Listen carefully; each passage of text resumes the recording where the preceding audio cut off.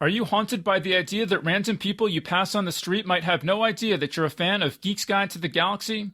Well, it's time to fix that by ordering a Geek's Guide to the Galaxy t-shirt over at geeksguide.threadless.com. Many styles and colors to choose from, collect them all. So that's geeksguide.threadless.com. All right, so now let's get to our show.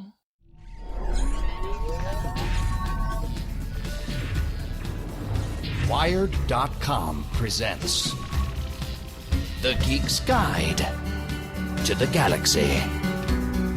And here is your host, David Barr Kirtley. Hello, and welcome to episode 488 of Geek's Guide to the Galaxy. Our guest today is Robby Soave. He's a senior editor at Reason, and author of the book Panic Attack, Young Radicals in the Age of Trump. His work has also appeared in the New York Times, the Daily Beast, and U.S. News and World Report, and Forbes named him to the 30 Under 30 list in the category of law and policy. And we'll be speaking with him today about his new book, Tech Panic, Why We Shouldn't Fear Facebook and the Future. And now here's our interview with Robby Soave. All right, so we're here with Robby Soave. Welcome to the show. Thanks for having me. Great to be with you. Okay, so first of all, how big of a science fiction fan are you? I am a pretty significant science fiction fan. Yeah. Are you kidding? And fantasy, and I was once called DC's most sought after dungeon master for D&D. So I don't know if you want to get into any of that, but are you kidding? I definitely want to get into that. So yeah, actually, I was going to ask you about that. That was the Spectator. So yes. Why are you the most sought after dungeon master? I have no idea. Maybe everyone else isn't very good, but I do run. I run a couple. Right now I'm DMing two groups, and I'm playing in a third. Although that one came to an end, and I think they're going to rapture my character into a different group. So there's a lot of overlap between my various worlds and characters, etc. But it's so much fun. Oh my goodness. So who are the people that you play with? Just like old friends or journalists or? Other journalists, other political journalists. I have a group with my colleagues at Reason Magazine, and then a group for some, kind of random journalist people who are friends of mine. That's really cool. And so do you ever have like famous like Madeleine Albright or anybody swing by? No one of that sort. Although because obviously I write for a libertarian magazine, so my primary group is very sort of libertarian in play style. The other group tacks a bit further to the right, and the main difference I've noticed is the group that tacks further to the right does like combat and kind of killing everything they encounter and killing, characters I come up with, whereas the libertarians want to talk their way or exchange things, or out of every situation they will avoid combat at all costs. So it's that's been pretty entertaining. Have you had any like really memorable moments in any of your campaigns, like any crazy stories or anything? I mean, yeah, there's so much great stuff. It's funny when you give I like to create puzzles, and when you give, you wonder how easy or hard is this puzzle going to be, and then one group will spend like 3 hours trying to figure it out, and the other group will solve it in 30 seconds. That's funny. And what did one of my groups do recently? They killed a child. They did kill a child instead of obtain the information they were supposed to get from him. Or no, they fed him it's funny when an item you give your group, like then they forget they have it. And then years later, I'm trying to put their inventory list in front of them. Sometimes I print a sheet with your inventory so you remember, like, oh, you have the shiny special magical jewel to activate this thing. You just forgot you had it. But anyway, for some reason, they had acquired this poisoned egg sandwich. Or maybe this egg sandwich wasn't poisoned to begin with, but since they haven't used it in 3 years, like both in-game years and real years, I decided it was probably poisoned. And then they gave it to like a starving child to feed it, and so of course the sandwich killed the child because it's old, and then there was some zombie issues following that, but I thought that was pretty funny. Yeah, that's pretty cool. Well, it's funny because last year I interviewed Ross Douthat, and I asked him just, is there anyone else in the sort of political journalism world that is a science fiction fan that you know of? And the first thing he says is, oh, you should talk to the people from Reason Magazine. Yep. So. Yep. We spend, it used to be after after Game of Thrones comes out, we all know on Monday we're going to spend 2.5 hours at work just talking about the episode. And so, I was looking at Reason.com, and I saw there's actually a science fiction like tag on the website, and I thought that was pretty telling. And I don't know of any other like political website that I've looked at that has such an emphasis on science fiction. Is that accurate, do you think? Yep. I mean, we're all pretty. I don't know that it connects to the ideology whatsoever, but we're all pretty nerdy. I mean, there's a futurist kind of strain in libertarianism. A lot of interest in space travel or private space travel, those kinds of things. Just technology in general. And yeah, my colleagues like me are all just a bunch of nerds. So we're really excited for Dune and things like that. A lot of Dune fans among people I know, not just at work, but just kind of in political journalism in general. Does anyone that you work with stand out as the biggest science fiction geeks at Reason? I think it might be me. Well, it's definitely me if you're including fantasy. I don't know if you're drawing a hard distinction between the two. No, just any like fantasy and science fiction. Then it's got to be me then. I think I have the most encyclopedic. Well, I don't know. I haven't read some of the more obscure. I know all the main stuff pretty well, and then I have a very like encyclopedic memory for like the history of House Targaryen or something that it doesn't a useless skill to have, but I have it. Well, that's good that I came to the right place right off the bat. I mean, Ross Stout, that he said Peter Suderman. Yeah, Peter Suderman, definitely a strong contender. Yep. Yep. So were you really into like Heinlein and like the sort of libertarian science fiction like that? Or? Yep. I was a big Scanner Darkly. Love Scanner Darkly. That's Phil K. Dick, right? Yeah. Fan of that. I read Moon is a Harsh Mistress is a gateway drug for a lot of people. I read that one a long time ago. A lot of my colleagues have read that, and I think that that one does have some good libertarian themes in it. So were you a libertarian first, and then you got into science fiction, or were you? No, I was always a science fiction fantasy fan. I was kind of just maybe a conventional Republican when I was like very young. I think with basically a libertarian outlook. I became interested in political philosophy or being a writer from an ideological standpoint in I guess in end of high school, college, etc. But yeah, I was reading a lot of sci-fi fantasy before that. I don't know, Lord of the Rings is probably where I started, and then Dune, Harry Potter, that kind of stuff. Mm-hmm.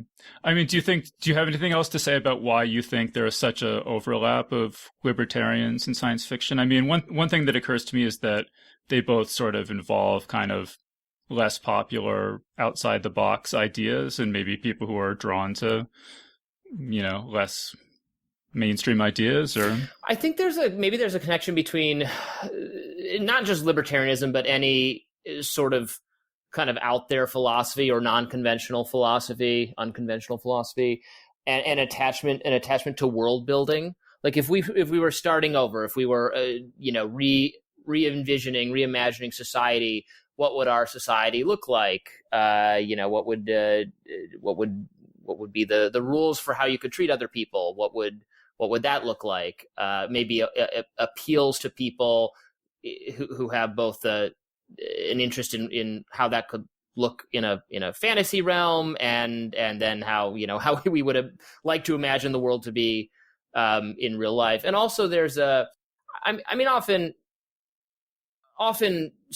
stories, but maybe especially fantasy and science fiction are, they're interested in questions. I mean, Game of Thrones, for instance, right, is very interested in the nature of power and what is it to actually wield power and how do you obtain it, and questioning the kind of idea that it's always used for good, or if we just elect the right people, like Lord of the Rings has this, which is kind of famously not concentrated on that question, right? When the rightful king takes over, and then we don't really have to worry about Aragorn's like economic policy or something because he's a good and just man, and his policies will be good and just.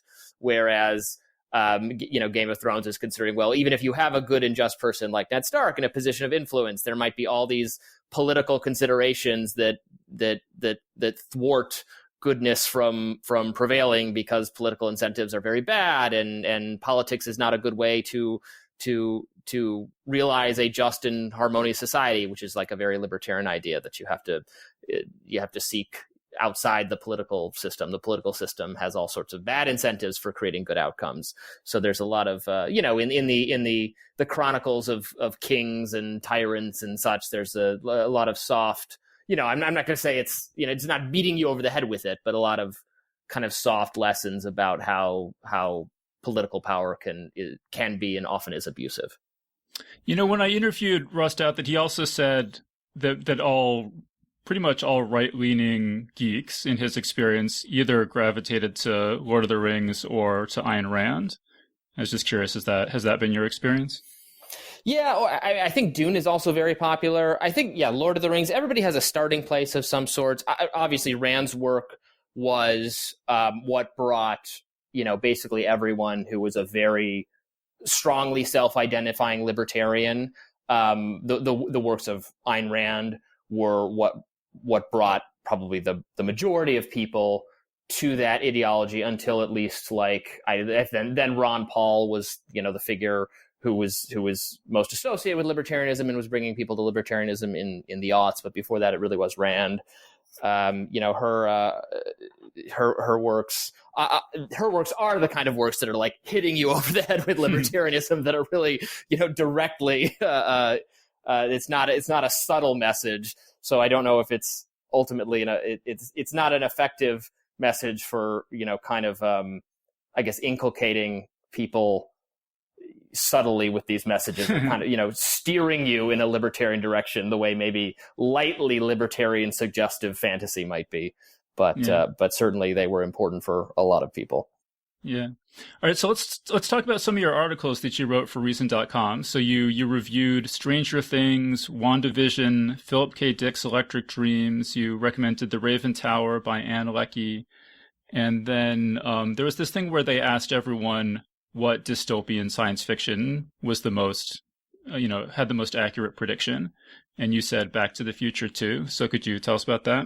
Yep. And there were some other good choices that were taken by my colleagues. I'm not sure if I can remember what they were, but I picked Back to the Future Part 2 because this was in the middle of, Trump years, and the dystopia that the Doc and Marty McFly accidentally create when they create like the sports almanac paradox, and they turn their version of 1985 into this kind of like this world run by Biff, who cuts a very Trumpian figure, kind of like a hilariously, well, maybe not hilarious, darkly comic resemblance to the Trump in the kind of the sort of pornographic sort of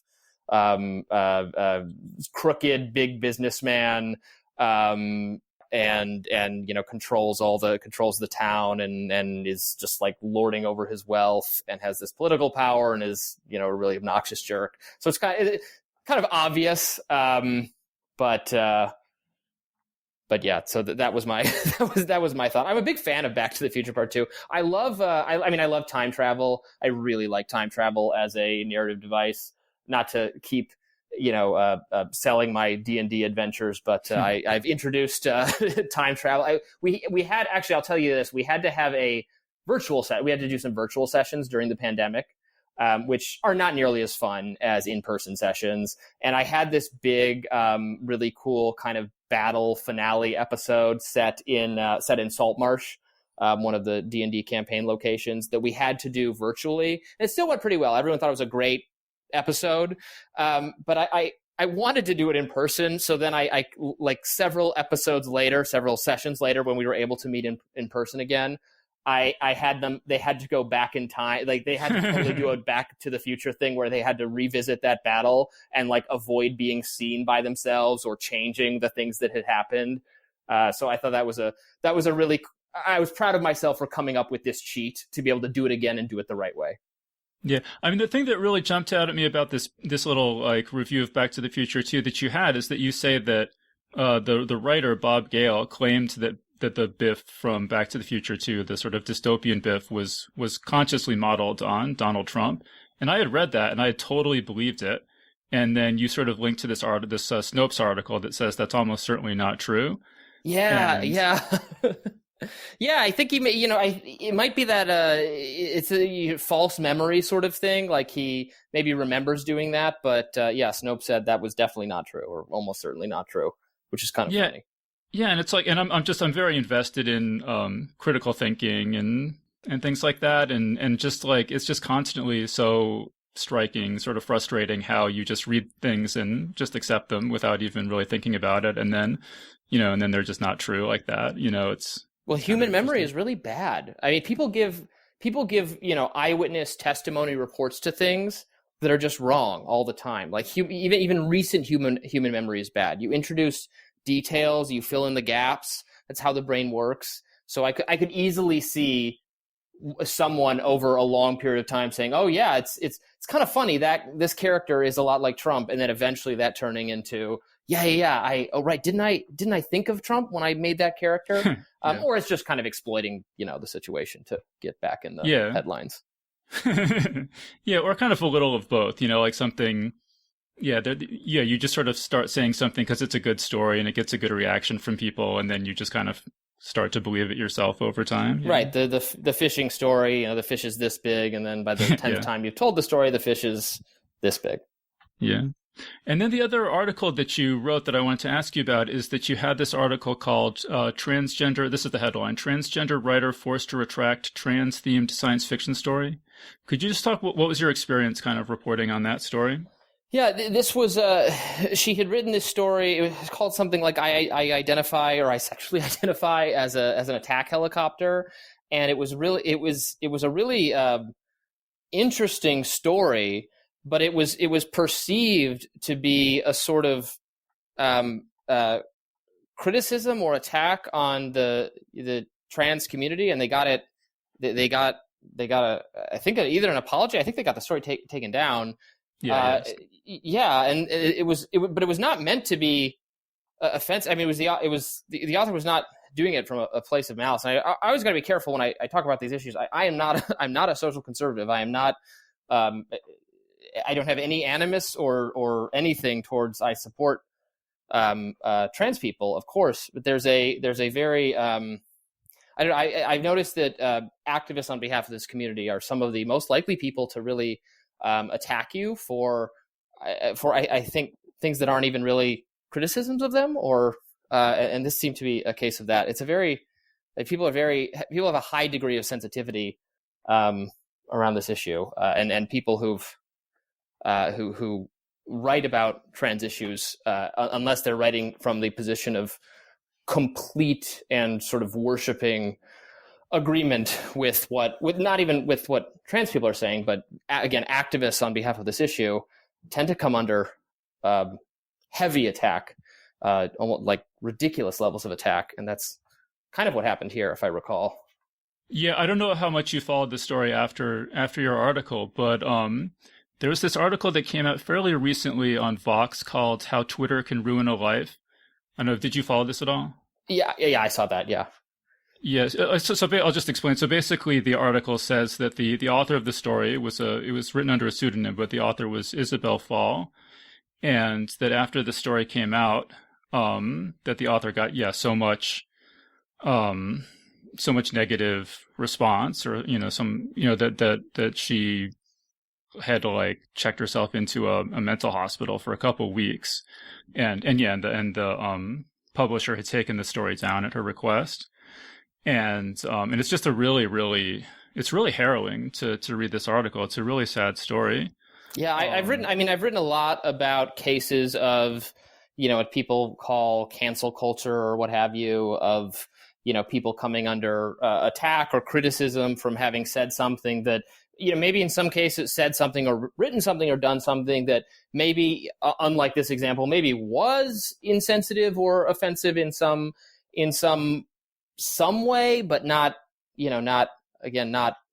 didn't kill someone. It shouldn't be the end of their lives that they did this. And sometimes things they did or said that were from their own teenage years, like a long time ago. And it doesn't matter to kind of social media attacks these people. And it's a very harrowing, very miserable experience to be at the end of one of these things. A lot of people I've written about who've gone through this are just, I mean, they're in just horrible shape, both like mentally and emotionally. And then sometimes also, there's going to be Google search results for this thing forever. And, they face actual consequences. And I think I think we overreact really badly in a lot of these scenarios like this. I just wrote today about this professor at the University of Michigan, which is where I graduated many years ago. And he had shown Laurence Olivier. He's this famous professor of music. He's a Chinese American. He grew up under the oppression of Mao. The Red Guard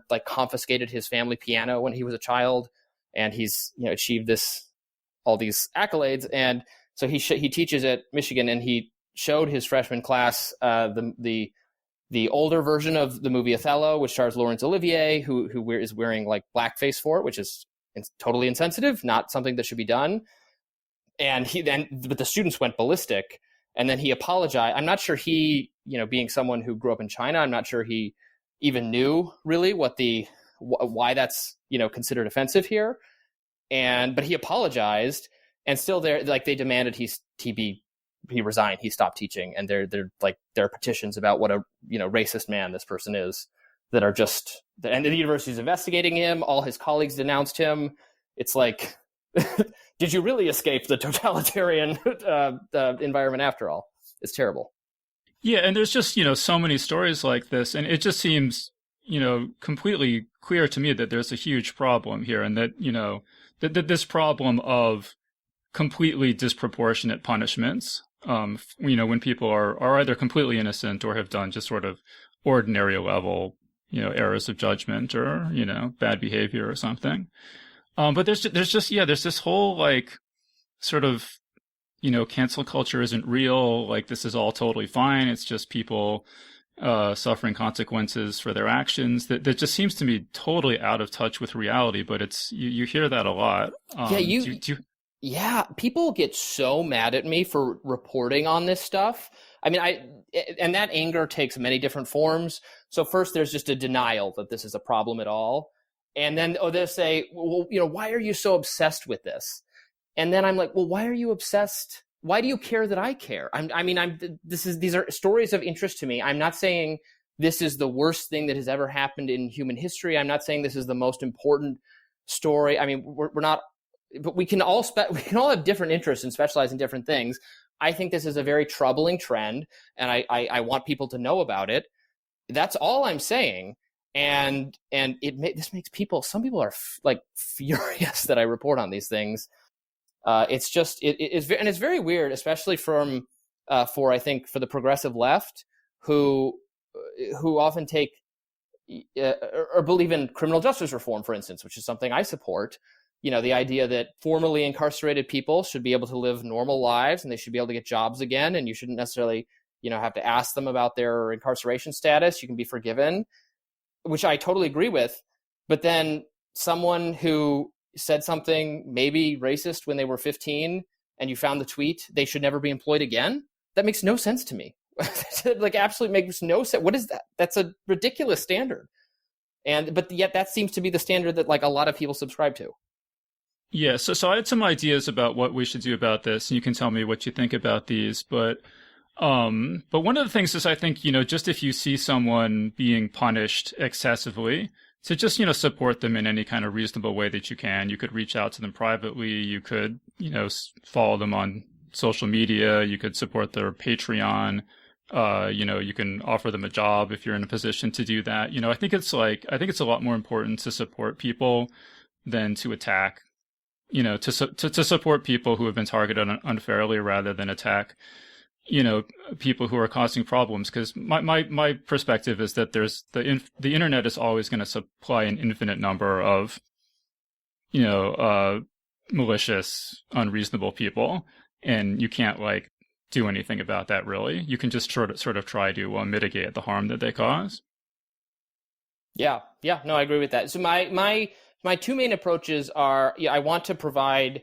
There's often we're operating off inaccurate or limited information in these blow-ups at people. If we're reacting to a 10-second video clip of a negative interaction with two people, the various dog park dog walking stories that have happened recently, everything from the Covington kids and on. We're doing these things from small pieces of information. So I often try to do some reporting and see, well, what happened before this video started being recorded? Is it what we actually think is going on? And very often, almost always, there's more to the story. And then, yes, just like you said, I want people should be able to be forgiven, and they should get support, especially when they've been treated so unfairly. So I try to draw attention to these cases. I'm happy to report in a number of times I've been able to, like I wrote about a choral composer who he's this wonderful musician, a progressive, a liberal, but he was really troubled during the protests 2 summers ago. They actually, I can't recall where exactly he lived, but they set the historic courthouse on fire. And he just tweeted something like, or put it on Facebook or Instagram, like, please don't do this. This is a bad tactic. And he got his entire career destroyed because of that. He will never be able to publish music with his publisher because of the amount of people saying he was a racist for saying this. So but after I wrote about him, and this really ruined him. It ruined him emotionally. But after I wrote about this, I had a lot of people, reach out to me saying, well, I would hire him, I would commission him to do a piece, that kind of thing. And I'm able to, put these people in touch. So that is absolutely something we should do, because there's no policy, there's no government policy change in particular. And we can't we can't shut Pandora's box. We can't put the genie back in the bottle, whatever metaphor you want to use, to cure social media in general of this kind of thing. So, well, this is another thing I was going to ask you, because, and maybe, I don't know how you would feel about this as a libertarian, but I almost wonder if there should be some sort of government agency like FEMA, or, that helps people who have been targets of cancel culture. Because I really feel like these social media mobbings, it's almost like a tornado. It just comes out of nowhere, strikes without warning, totally destroys your life.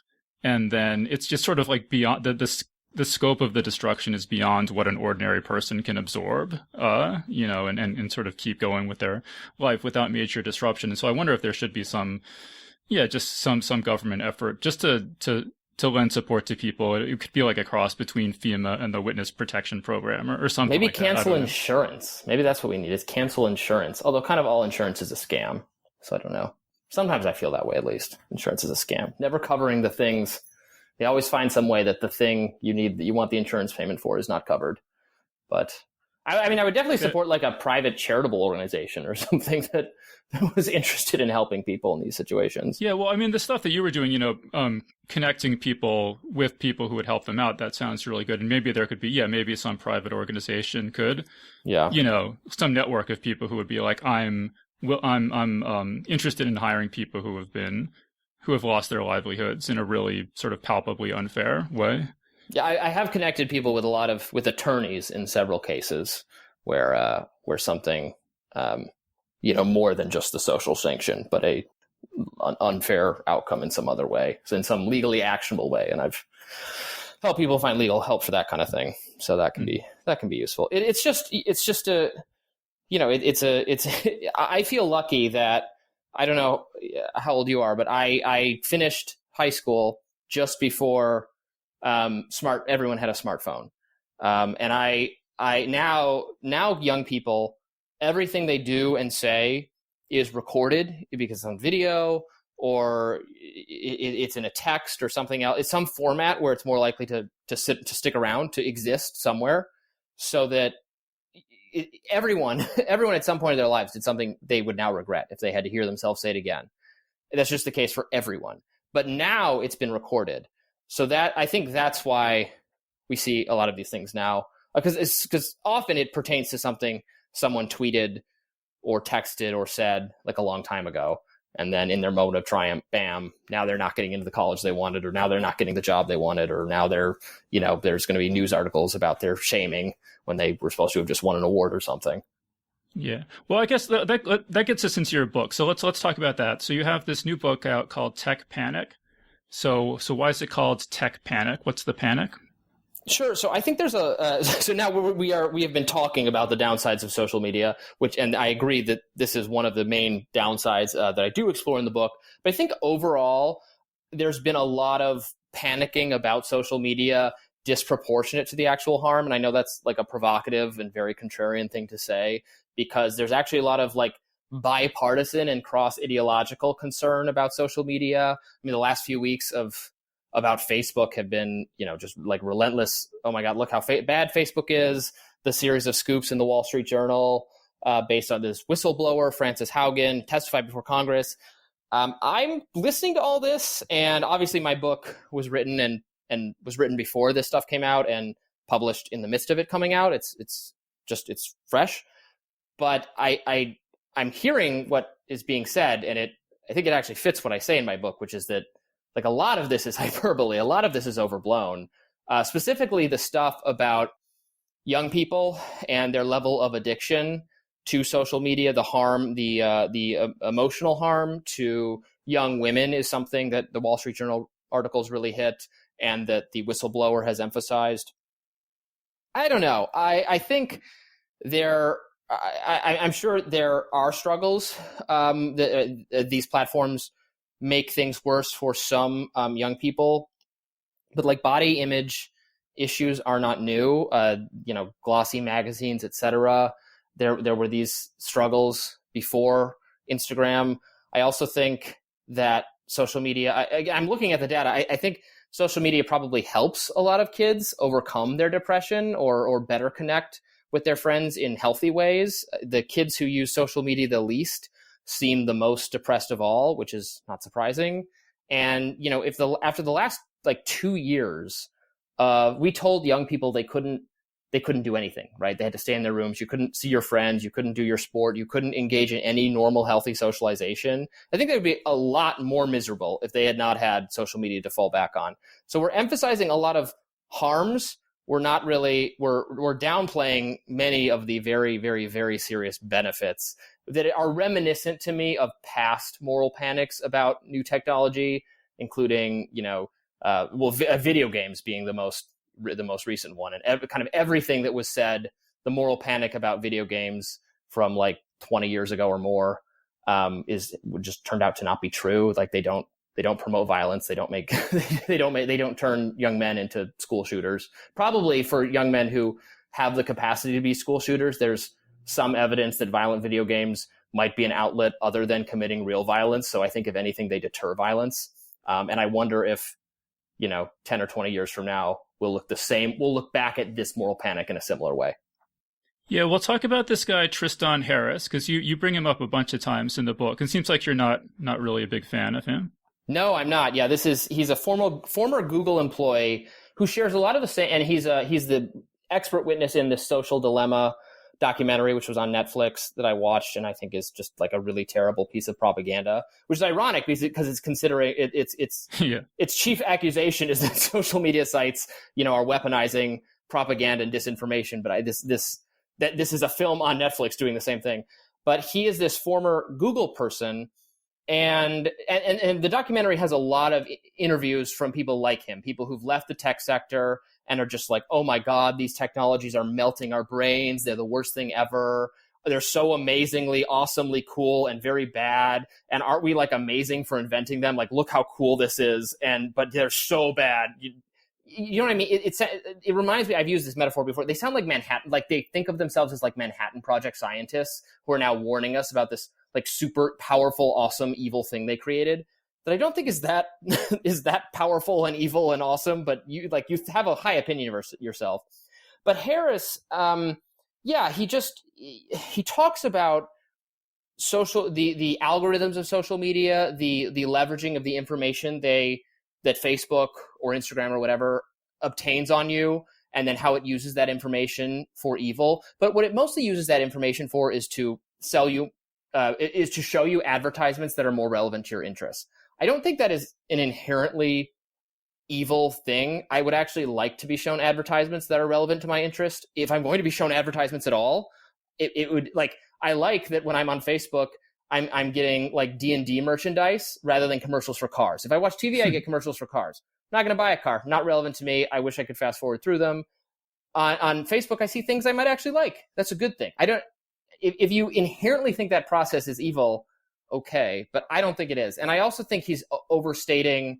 It's very reminiscent of the subliminal advertising panic of like the 1960s. There was all this of the Mad Men era. There was this idea that you could embed hidden messages in ads, and that would, do like mind control. But that's not real. Like that wasn't real. That's that never actually existed.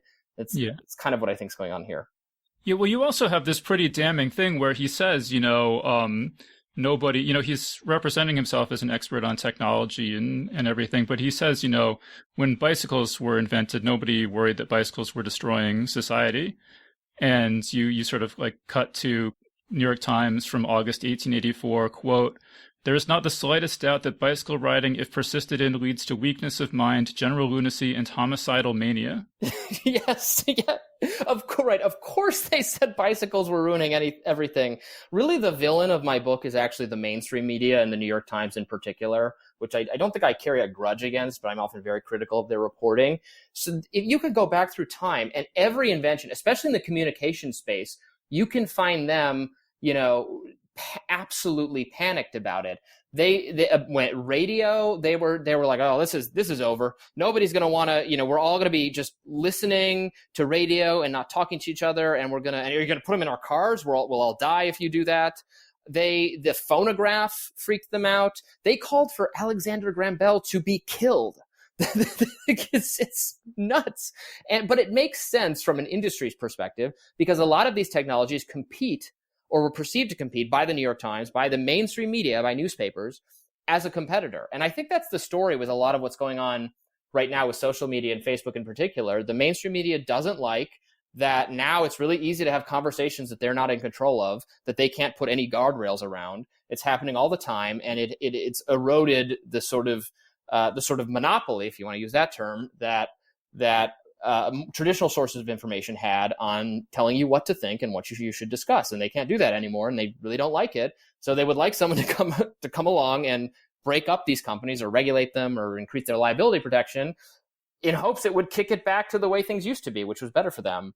And I think that is a dynamic that is often missed here. It's like the people reporting on this stuff are like they're reporting, but they're part of an industry that feels very threatened. That is threatened, that has been harmed by competition with these new technologies, these new platforms. And I wish more people understood that.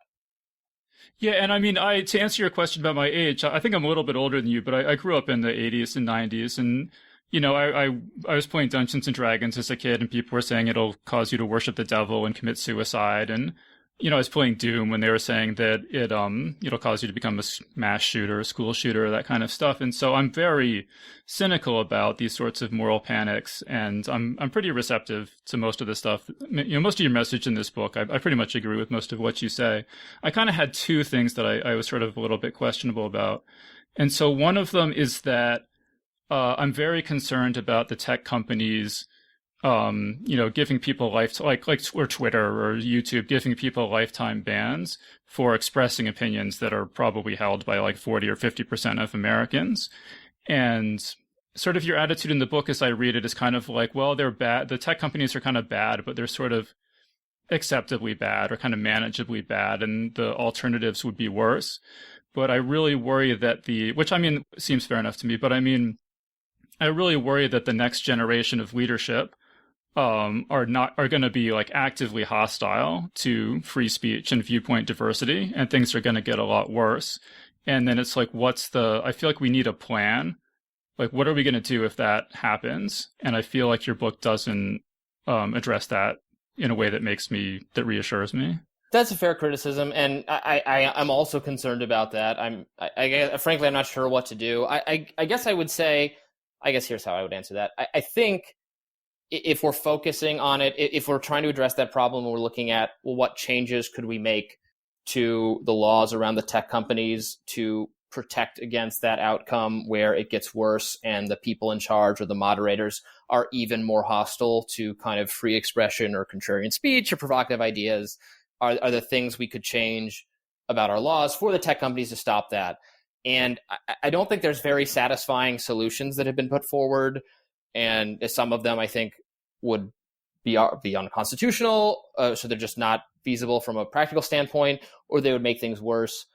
I think if we want to understand where this hostility comes from, it actually relates more closely to the things I discussed in my first book, which is about how college campuses have kind of elite college campuses have fostered very odd values now that are kind of contrary to basic classically liberal or even classically progressive policies about or philosophies on speech.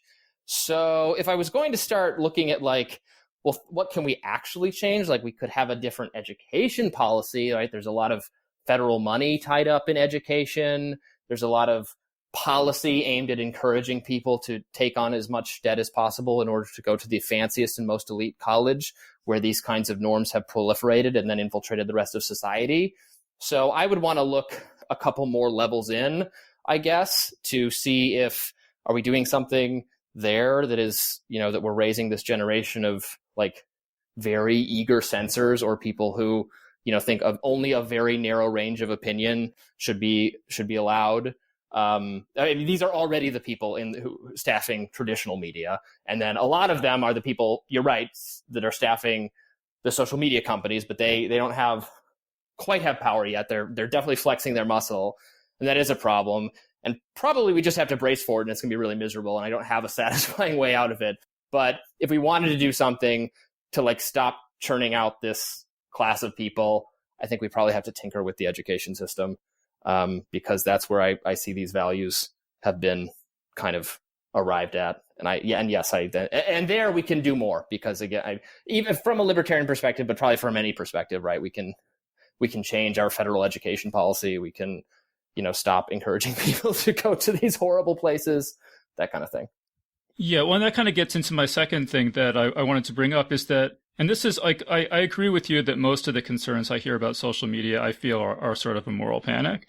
But the one that I really have or really share is that it's breeding narcissism, that there's just something unhealthy about looking in a digital mirror all day long and posting photos of yourself and talking only to people in your peer group or only people who agree with you. And I mean, when I was in college in the 90s, it was unimaginable that anyone would say, everyone has to agree with my politics or else I'm going to punch them, right? I never heard anyone say that. And now that's just, I feel like that's just a ubiquitous sort of sentiment. And I don't know where exactly that's coming from, but I feel like this sort of like weird, narcissistic, echo chambery, like twisted mirror of social media is a not unlikely candidate for where a lot of that is coming from. I get that because a lot of it certainly feels and looks unhealthy. I mean, but there are challenges to that, though, right? Because I'm not saying that's wrong, but I've seen people put forth the idea or even study it that, real life echo chambers can be really bad too, especially for it in the rest of the world.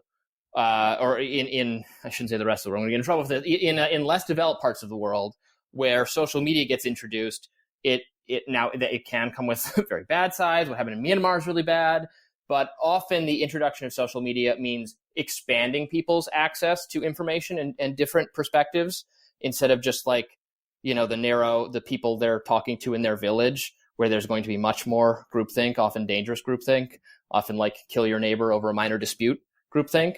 Like that's the state of that all people lived in until like the Enlightenment and on.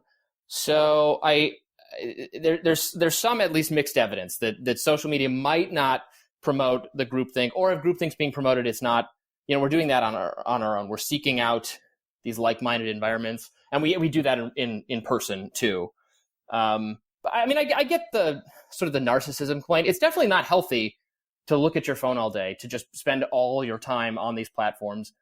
I guess I have difficult telling whether everyone does that or just those of us in the kind of journalism or policy or tech world. I think we might be more susceptible to that. And then, young people are right. They're doing it too much. They should do it less. But I don't know. I think if there's a silver lining to these hearings and the amount of outrage right now from the political class about social media. It could be that it could prompt these companies to innovate some kind of safeguards without being formally told to do so. That makes us more able or slightly more able to turn them off some of the time. I definitely advocate for parents to do a better job limiting how much time their kids spend on social media. These are hard things to solve. I'm not sure. There's no satisfying way to just like fix it. So I'm just trying to say I'm not sure it's as bad as people think, but maybe it is. I guess we'll find out. I don't think it is. Well, I think the problem I see as, with YouTube creators and things like that is that, you'll post something and then they'll be like, oh, we're striking your account or we're locking you out of your account or something because you violated our terms of service, and we're not going to tell you what exactly you did or how you violated the terms of service. But if you want to appeal, you can press this button, and then you press that button and it's like, oh, your appeal has been denied. And the process is so opaque. And I do wonder if there's some role for the government to come in and say, look, you have to be more transparent about who's making these decisions, how they're being made, what exactly, you have to tell people exactly what policy they're violating. And maybe say to these companies, you have, we're not going to tell you what system to come up with, but you have to come up with some sort of system getting points on your driver's license, where it's not just like you lose your you get one speeding ticket and you lose your driver's license for the rest of your life. You have to get points, and then your points come off. I definitely think these companies should be more transparent about their policies and enforce them more equally and work with people. But I've heard this complaint a lot, and obviously I'm sympathetic to it, but I still have to point out that generally people who are creating content on YouTube and monetizing it have much, much, much, much, much greater creative freedom and job protection's not the right word, but likelihood of not having some kind of adverse outcome than just anyone employed by a company for any reason, right? The experience of getting fired unfairly is one tons of Americans will have, and it sucks. But I'm very closely ideologically aligned with my company. I'm not going to get fired, but if I started saying crazy things or things they really, really disagreed with normally, I would get fired. And that's less likely to me that would happen on YouTube. So I hear a lot of complaints from people on YouTube, and I know there's been cases where they've done a lot of bad things. I've been recently co-hosting this YouTube show, Rising, for The Hill, in the mornings. The permanent hosts were Sagar and Jetty and Crystal Ball, and they struck off on their own. I've been doing it with a bunch of different people, and I've been co-hosting it with Kim Iverson, and she's been on YouTube a long time, and she's like a real lefty, left person. And yeah, she's had a lot of trouble with YouTube punishing her for making very to my mind reasonable critiques of kind of some pandemic stuff. And yeah, it's definitely not good, but it's just not. You can get in an unfair employment situation a lot, even without social media. Now I absolutely think they should. I'm for them taking less aggressive action, basically in every case, and I think they've made a lot of bad calls. Some of the bad calls that they've made, specifically with relation to the pandemic, I think have been pushed on them or aggressively demanded of them by the government and the. I mean, this is a problem. Right? You have everyone in the mainstream media barking at them that they have to take down, that they should take down every piece of remotely problematic or contrarian content that offends any single person in the mainstream media for any reason. And if they don't do that, they're basically a Nazi organization, and we're going to demand that you be regulated out of existence. That's the reality they face, and I'm not sure their decisions aren't rational given those threats. Yeah, no, I definitely take your point that things aren't as bad as people make them out to be, and I think everyone should read your book, because I think you make a really good case, and it does have sort of a calming. It did have sort of a calming effect on me, and it's not a perspective that you hear a lot. I mean, you point out that everybody is sort of against these companies now, from Ted Cruz to Elizabeth Warren. I mean, it's like everybody. You don't hear them being defended by almost anyone. Yeah, and it's weird because they're calling for, specifically with Section 230 reform, like get rid of Section 230. Donald Trump tweets this. Joe Biden supports this. Elizabeth Warren wants this. And like a bunch of Republican senators, including Josh Hawley, want this. And maybe for a lot of people, they go, well, if everyone in government thinks this, maybe that means it's right. Whereas I go the opposite way. I'm like, no, if everybody wants this, it's definitely bad. And in fact, I think changing Section 2, I mean, well, especially getting rid of it, maybe it could be changed in some way, but getting rid of it would be the most catastrophically bad change you could. It would not at all solve the problem conservatives are worried about, which is that they're being censored too much. It would indeed result in like vastly more censorship almost immediately. So I truly don't understand why they like this idea. It's such a bad idea. It's so bad. I get why Elizabeth Warren likes it, because she wants to have less speech that is conservative on these platforms. But I don't agree with that goal, but I see why she likes it from a tactical standpoint. I don't understand how they've tricked many Republicans into supporting it. It's such a bad idea.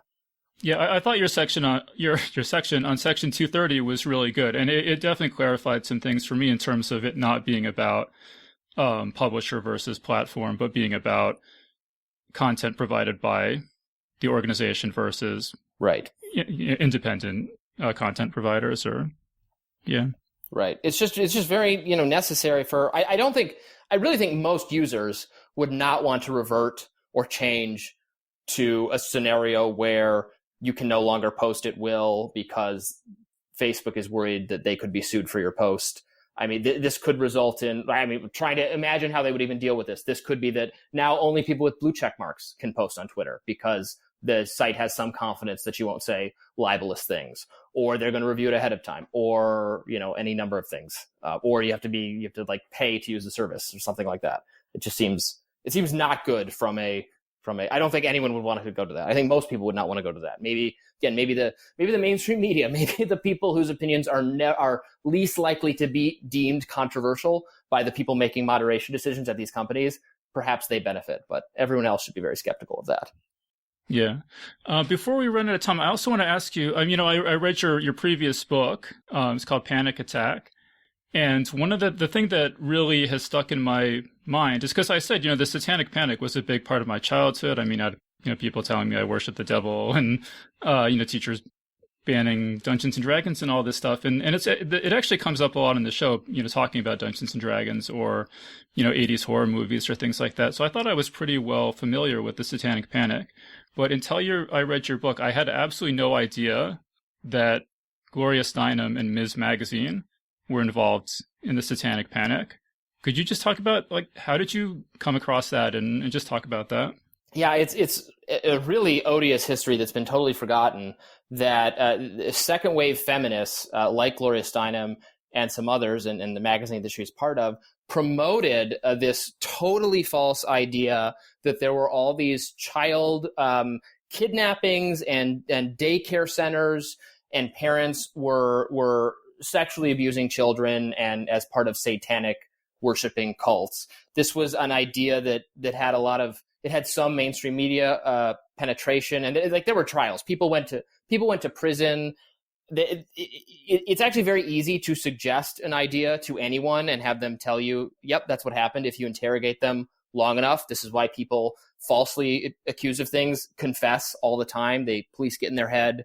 If you're in a dark interrogation chamber for a long time, it happens all the time. It's especially easy to do to children. They're very suggestible. They don't really understand what they're saying. So there were convictions. People went to prison for years and years and years, convicted of a absolutely false crime that was not happening. This was not happening at all. But some second wave feminists, including Gloria Steinem, were promoting this idea as like it was an attack on women kind of issue. And I found out about it because I'm friends with Wendy Kaminer, who was formerly with the ACLU, on the board of the ACLU, and she's written a lot about this and criticisms of second wave feminists who tended to be very against legal pornography as a libertarian, and she's a kind of classic ACLU person for freedom of expression. So she was very against the second wave feminist effort to criminalize pornography and prostitution and things like that. So her work is very good, and I highly recommend it. But she had some anecdotes about the work that Steinem did on this front that was, again, really bad and so funny for the degree to which we cancel people for things they got wrong a long time ago. That she is very much still like a feminist icon or a person in good standing, because the advocacy of her magazine like ruined people's lives on like the most horrible charge anyone could be charged with, like raping a child for Satanism, and it was totally made up. Right, and this the most famous Satanic Panic court case was called the McMartin preschool investigation, and so the organization pushing this, which Gloria Steinem, you say, funded, was called Believe the Children. Right. And so this is the line that has really sort of haunted me ever since I read your book. You say, but the idea that people should automatically believe the alleged victim of a sexual crime, irrespective of the credibility of the accuser or the plausibility of the accusation, did not die with second-wave feminism. Like the spirit of Sauron, it endured in spectral form until conditions were favorable for its return. I'm glad I was able to get that line past my publisher. Yes, the reference to Sauron there. Yeah, I mean, I was thinking about it because of the very central to Me Too advocacy point that, we should, they would say this, that we should believe victims, believe women. I think obviously we should support people who make these kinds of accusations. We should not dismiss them. We should comfort them, and we should investigate them, and we should listen very closely, because sexual misconduct is a very serious issue that has been overlooked. Historically, people were not believed. The legal system did not treat women who made these claims correctly. All of that, but you can't. People do. I say, like, it's not that women lie about it, but just people lie in general. People are liars. People lie. So you have to have some. Some people are fabulous. Some of these things and all sorts of things turn out to be false. So you can't. Obviously, a standpoint that you would automatically believe it just doesn't work. Like, we've seen that not work. Like Joe Biden said that should be the standard. And then he was accused of sexual misconduct by Tara Reade during the campaign. And, then he tries to go, well, I didn't mean, automatically be believed. He said, but that is what they said. But it's a really bad slogan. It's a really bad idea if you actually think that, because it also, like, it's counter to sort of liberal norms of due process, that that if we're going to, especially if we're going to apply some punishment to you, some kind of sanction, and that it's only a strict requirement if we're talking about punishment in a legal sense. But I think still that you should have, even a social sanction. There should be some, not a requirement, but if you're a charitable human being, apply some kind of standard of due process, or some kind of, you know what I mean? And that was very much, has not been a part of this kind of extreme strain of Me Too activism, which you've seen with some of the cases where I think it very much went overboard, like Aziz Ansari, like some of the things I've seen on college campuses.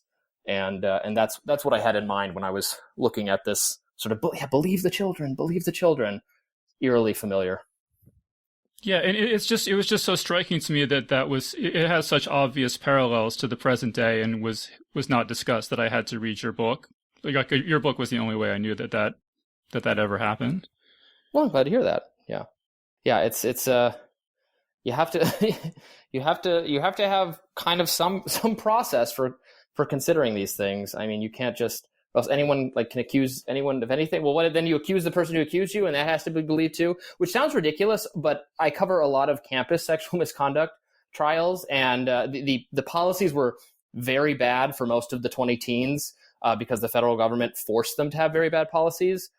But there was a tremendous benefit that is going to the weeds a bit, but there was a tremendous benefit to being the first accuser in like a college hookup gone wrong, because even if you thought it was consensual, but what if the other person doesn't? And if they make the complaint first, then you get branded as the accused, and then your effort to accuse them will be labeled retaliation under Title IX. So there's no penalty for accusing and being wrong or having it not go anywhere, or there's less likely you get in trouble. So I was seeing some cases where I'm pretty sure, especially cases where like a man accused a woman of sexual misconduct after this kind of hookup, where I'm thinking, in all likelihood, I think this person level the first accusation to cover themselves in case they get accused, which is a pretty perverse outcome of this kind of system. Yeah. I guess just the last thing is that you mentioned that there's been this sort of Texodus where, am I saying that right, Texodus? That all these tech companies and people are leaving California and moving to Texas. And I'm a recent resident of Austin, so this kind of interested me in particular. But, and I know that, like, Elon Musk has come here, Joe Rogan, Ben Shapiro. I think it's been this whole thing. I was just wondering if is there anything else you can say about kind of what is the current state of the Texodus? Right. Well, you hit the big names. I mean, I think these people feel a little driven out by the hostility.